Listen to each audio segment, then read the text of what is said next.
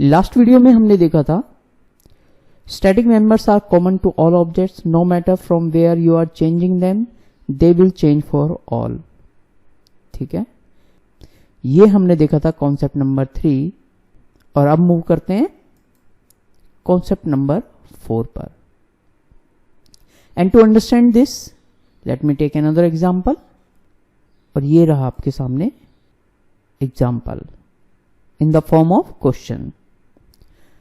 आपने क्या करना है, अगेन वीडियो को पॉज करना है, थोड़ी देर सोचना है और इसका आउटपुट अपने नोटबुक में लिखना है।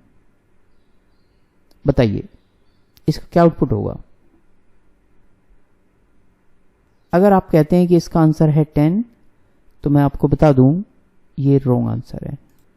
Actually this program will not compile. Why this will not compile, इसे समझने के लिए एक बार ये देखते हैं कि अगर कंपाइलर ने इसे अलाउड कर दिया होता तो क्या होता। तो एग्जीक्यूट होता। एग्जीक्यूट करके देखते हैं कि क्या प्रॉब्लम आ सकती थी। सबसे पहले क्या डिसाइड करेंगे, सबसे पहले डिसाइड करेंगे कि स्टैटिक पूल के अंदर क्या क्या जाएगा। अब बताइए स्टैटिक पूल के अंदर क्या क्या जाएगा। क्लास X के कॉन्टेक्स्ट में बात करेंगे तो क्लास X के अंदर से एक B जाएगा, एक शो जाएगा। यही दो स्टैटिक है, यस और नो। बिल्कुल, तो यानी ये कुछ ऐसा दिखाई देगा आपको। अब देखिए, अब ऑब्जेक्ट अभी बना भी नहीं है ना, क्योंकि अभी तो हमने लाइन एग्जीक्यूट करनी स्टार्ट की नहीं है। ऑब्जेक्ट बना नहीं है लेकिन स्टैटिक मेंबर अवेलेबल है। और अगर स्टैटिक मेंबर अवेलेबल हैं तो हमें पता है स्टैटिक मेंबर क्लास नेम से डायरेक्टली एक्सेस हो सकते हैं, यानी ऑब्जेक्ट बनने से पहले भी मैं इसे कॉल कर सकता हूं और ऑब्जेक्ट बनने के बाद भी कॉल कर सकता हूं। तो अगर इसने अलाउड कर दिया होता कंपाइल होना और कोई पर्सन यहां पर लिख देता x.show ऑब्जेक्ट बनने से पहले ही, तो आप मुझे बताइए कि x.show कहां से कॉल करता है ये। क्योंकि अगर कॉल करता भी तो ये a और b कहां से लेकर के आता, क्योंकि ये a और b क्या है, इसमें से b तो अवेलेबल है लेकिन a जो है ये इंस्टांस वेरिएबल है। और इंस्टांस वेरिएबल एग्जिस्टेंस में कब आते हैं, जब ऑब्जेक्ट बन जाएगा। ऑब्जेक्ट बनने से पहले ये अवेलेबल है ही नहीं, ये पहली चीज हुई। तो इसलिए कंपाइलर आपको एरर देगा। ठीक है, अब आपके माइंड में ये क्वेश्चन आ सकता है कि ये तो ठीक है कि ये ऑब्जेक्ट बनने से पहले अवेलेबल नहीं होंगे, इस वजह से कंपाइलर एरर देगा। लेकिन हमारे केस के अंदर अगर आप इसे देखें कि हम तो ऑब्जेक्ट बनने के बाद कॉल कर रहे हैं शो को, यस और नो, तो आप कह सकते हैं तो ये तो कंपाइल होना चाहिए, रन होना चाहिए, क्योंकि हमारे केस के अंदर तो ए अवेलेबल है।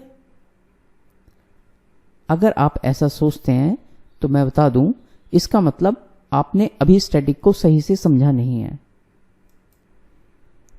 देखते हैं ये कैसे काम करेगा। अब देखो, आपने ऑब्जेक्ट बनाया, हीप मेमोरी में ऑब्जेक्ट बन गया। आपने ob.a लिखा, ob के a में 5 चला गया।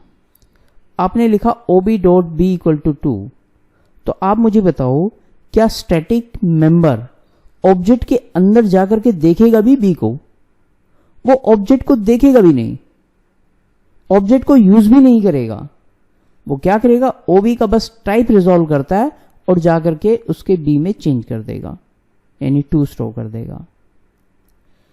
ऐसे ही ob.show, ob.show जब कॉल होगा क्या वाकई में ही उसे ऑब्जेक्ट की जरूरत है?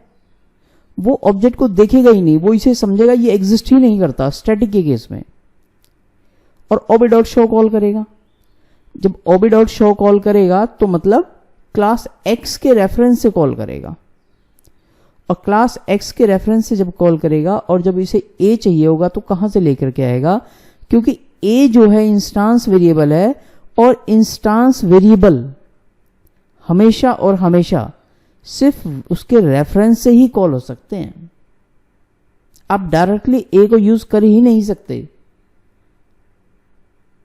कहां पर? स्टैटिक के अंदर।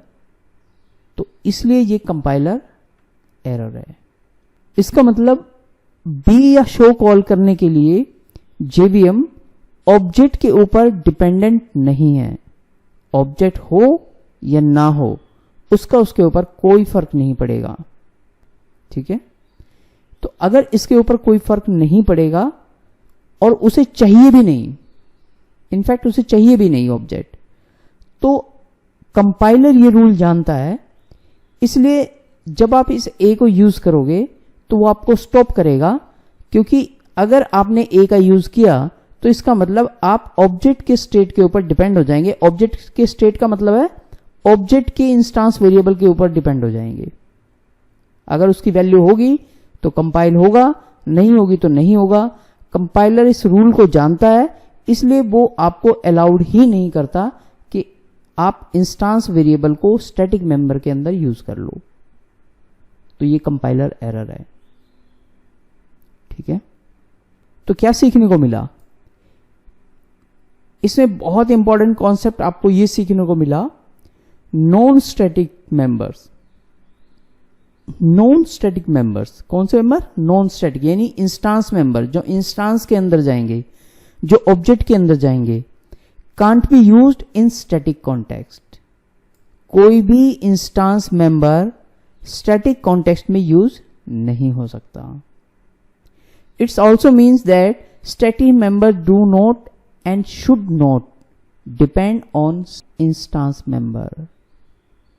आप इसे ऐसे भी कह सकते हैं कि जो स्टैटिक मेंबर होंगे वो किसी भी तरीके से इंस्टांस मेंबर के ऊपर डिपेंड नहीं होते, और अगर आप कोड लिख रहे हैं तो वो डिपेंड होने भी नहीं चाहिए। Is it clear? यस और no? So we can say static members don't depend on state of an object. State of an object का मतलब उसके इंस्टांस वेरिएबल के ऊपर डिपेंड नहीं करते हैं। Very important concept. Is it clear? Yes और no? I hope this is clear. All the best, keep watching.